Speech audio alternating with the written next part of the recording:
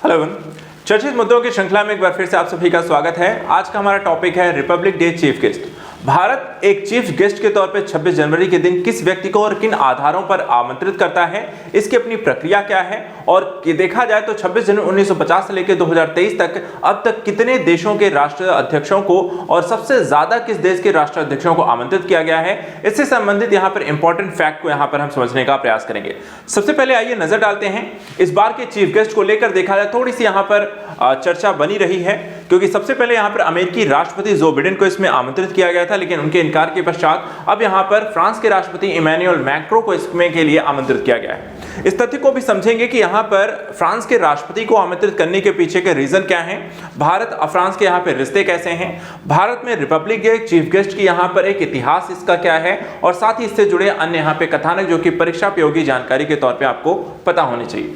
सबसे पहले यहाँ पे देखिए जो जानकारी हमारे पास है, जो आई है कि भारत का सबसे पहले ये कौन सा रिपब्लिक डे होगा, 75वां रिपब्लिक डे यानी कि गणतंत्र दिवस होगा, और इसके मुख्य अतिथि बनने वाले हैं, कंफर्म हो चुका है, फ्रांस के राष्ट्रपति इमैनुअल मैक्रों। चीफ गेस्ट के तौर पर देखा इससे पहले जो बिडेन जो कि अमेरिका के राष्ट्रपति हैं उन्हें यहाँ पे भेजा गया था, लेकिन उनके यहाँ पे असमर्थता जताने के पश्चात अब यहाँ पे रिपब्लिक डे के तौर पर आएंगे। एक चीज और यहाँ पे ध्यान रखिएगा, ये छठे यहाँ पे फ्रांसीसी राष्ट्रपति होंगे जो कि भारत के रिपब्लिक डे के चीफ गेस्ट यहाँ पे बनने वाले हैं। इसके साथ भारत देखा जाए जो रिपब्लिक डे पर किसी भी विदेशी चीफ गेस्ट को बुलाने की एक पुरानी आपकी परंपरा रही है। 2 बार यहाँ पे पाकिस्तान के जो अति मुख्य यहाँ पे देखा जाए तो जनरल रहे हैं, उन्हीं के द्वारा शासन यहाँ पे सत्ता संभाला जाता रहा है, उनको भी इसमें आमंत्रित किया जा चुका है। सबसे पहले जनवरी 1965 में पाक के एग्रीकल्चर मिनिस्टर राणा अब्दुल हमीद हमारे मेहमान थे, और 3 महीने बाद यहाँ पे अप्रैल पाकिस्तान के साथ यहाँ पे जंग छिड़ गई थी। उसके पश्चात से पाकिस्तानी किसी व्यक्ति को यहाँ पर बुलाया आमंत्रित नहीं किया गया है। वहीं हम बात करें फ्रांस के बारे में, तो फ्रांस के राष्ट्रपति इमैनुअल मैक्रों गणतंत्र दिवस समारोह में चीफ गेस्ट बनेंगे। इससे पहले 2016 में फ्रांस के राष्ट्रपति फ्रांसवा ओलांद भी आपके गणतंत्र दिवस के मौके पर भारत में यहाँ पर चीफ गेस्ट के तौर पर आए हुए थे। आइए बात करते हैं कि फ्रांस के राष्ट्रपति को चीफ गेस्ट के तौर पर आमंत्रित करने के पीछे रीजन क्या है। सबसे पहले इसके लिए आपको भारत और फ्रांस के संबंधों को समझना पड़ेगा। भारत फ्रांस संबंधों की कहानी को अगर हम देखें तो चीफ गेस्ट के तौर पे बुलाए जाने के पीछे 3 कारण बताए गए। पहला कि भारत जो है, फ्रांस का जो स्टैंड है, भारत और फ्रांस का, या कह सकते हैं भारत को लेकर जो फ्रांस का स्टैंड है, वो अमेरिका और बाकी अन्य यूरोपीय देश, चाहे वो ब्रिटेन हो, जर्मनी हो, उनसे यहाँ पे काफी अलग आपको दिखाई देता है। दूसरे पश्चिमी देशों से यहाँ पे एक अलग स्टैंड होने के साथ साथ आपको देखें तो भारत के संदर्भ में, चाहे वो मानवाधिकार का मुद्दा हो, लोकतंत्र का मुद्दा हो, जहां दूसरे देश भारत के संदर्भ में सवाल उसके उठाते रहे, फ्रांस यहां पर ऐसा कभी भी करता हुआ दिखाई नहीं देता है। दूसरी चीज, फ्रांस इसकी तुलना भारत के आंतरिक मामलों में दखलंदाजी नहीं करता है, और फ्रांस के साथ भारत का कोई भी यहां पर मनमुटाव की स्थिति भी हमें, भारत फ्रांस संबंधों में कोई तकरार की स्थिति हमें देखने को मिली हो, ऐसा भी आपको दिखाई नहीं देता है। दूसरा, जुलाई 1988 में अगर हम देखें तो जुलाई 1998 में भारत ने परमाणु ताकत बनने की ठानी थी और न्यूक्लियर टेस्ट यहां पे किया था, जहां सभी पश्चिमी देशों ने इस पर आपत्ति जताई थी, यहां पे प्रतिबंध लगाने की बात कही थी। अमेरिका ने भारत पर कई तरीके की पाबंदियां भी लगा दी थी।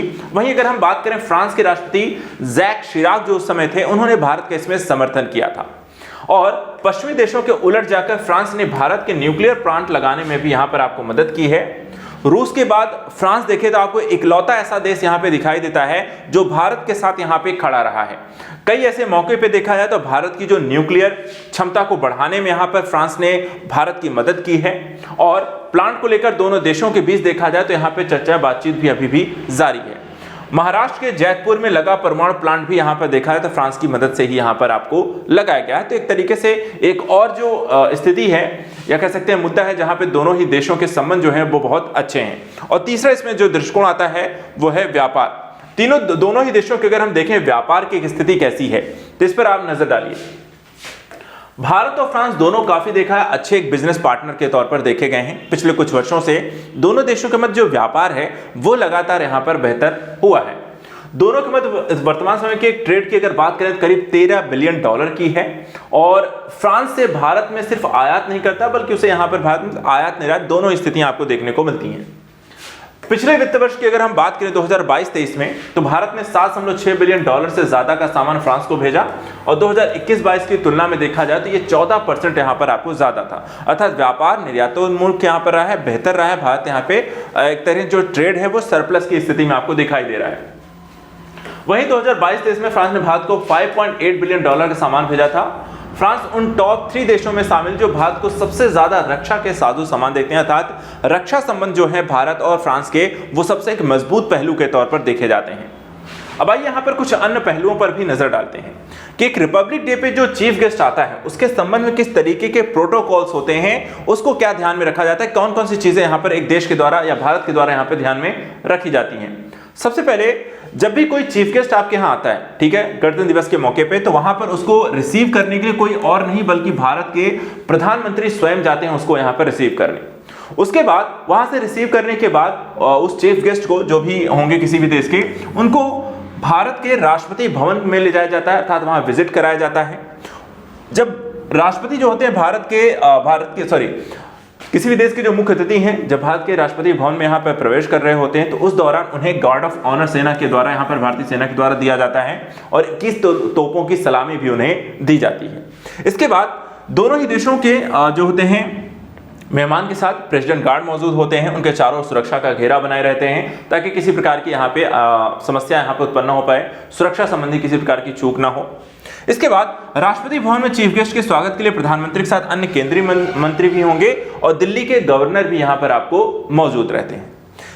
सिलसिला इसके आगे जब बढ़ता है तो चीफ गेस्ट को राष्ट्रपति भवन से राजघाट पहुंचाया जाता है, वहां महात्मा गांधी को श्रद्धांजलि दी जाती है और प्रधानमंत्री के साथ फिर यहाँ पर चीफ गेस्ट जो होता है वो लंच करता है।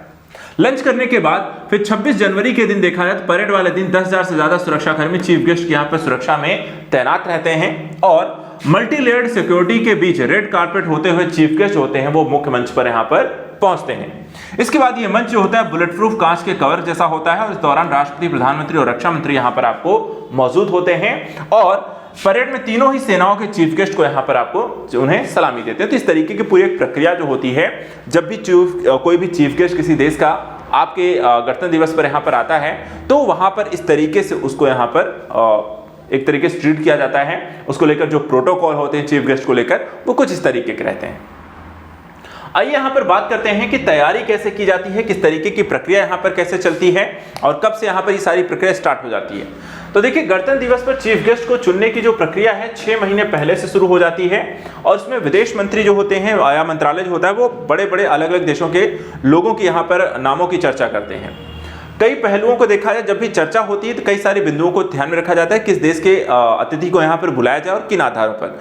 आधार क्या है, जैसे जिस देश का चीफ गेस्ट होगा उससे भारत के रिश्ते कैसे हैं, इसके बाद पॉलिटिकल, इकोनॉमिक, कमर्शियल, सैन्य सहयोग और अन्य विषयों पर यहाँ पे चर्चा होती है कि भारत के संबंध उन देशों के साथ कैसे हैं। इसके बाद 20 सितंबर 2023 को भारत के प्रधानमंत्री मोदी जो है अमेरिकी राष्ट्रपति बाइडेन को रिपब्लिक डे पे चीफ गेस्ट बनने का एक निमंत्रण दिया था और इसकी जानकारी अमेरिकी राष्ट्रदूत एरिक गारसेटी ने दी थी। लेकिन 12 दिसंबर के दिन देखा जाए तो यहाँ पर बाइडेन के ऑफिस ने उनके आने की जानकारी दी कि वो यहाँ पे नहीं आ पाएंगे और उसके बाद फ्रांस के राष्ट्रपति को यहाँ पे जल्दबाजी में एक न्योता दिया गया।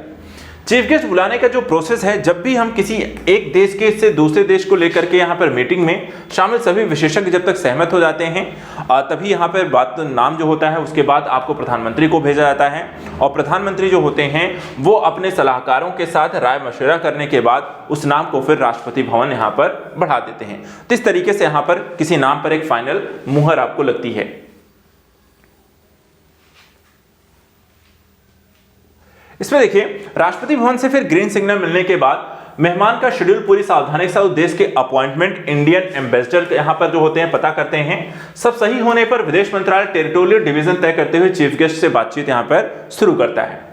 दूसरी ओर सहमत मिलने के बाद चीफ गेस्ट के नाम पर फाइनल यहां पर मुहर लगती है और इसके बाद जो प्रोटोकॉल होता है, अधिकारी मिनट टू मिनट यहां पे शेड्यूल प्रोग्राम पूरी सिक्योरिटी के साथ यहां पे जिम्मेदार ऑफिसर्स के साथ तैयार करते हैं। कब, कहां, कितनी देर रुकेंगे, कौन यहां पर अटेंड करेगा, कहां कैसी सुरक्षा होगी, कैसे यहां आएंगे, कौन सा रास्ता होगा, ये सारी चीजों का वहां पर जानकारी जो होती है सिक्योरिटी गार्ड के साथ यहां पर मिलकर के उसको सिक्योरिटी को इनरिच किया जाता है।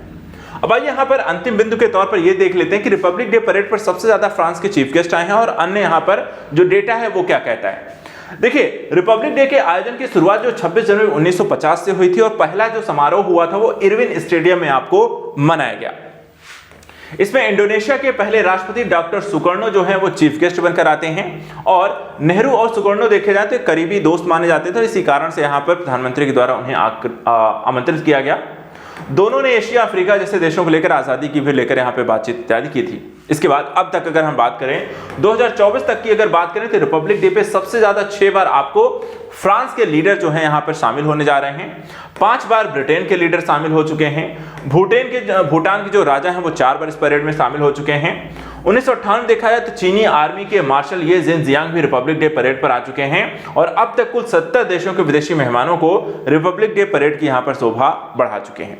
तो ये आज का मुद्दा था रिपब्लिक डे चीफ गेस्ट को लेकर के। नेक्स्ट वीडियो में कुछ और ऐसे इंपॉर्टेंट टॉपिक्स को लेकर हम मिलते रहेंगे। आज के लिए इतना ही। Thank you so much and good luck.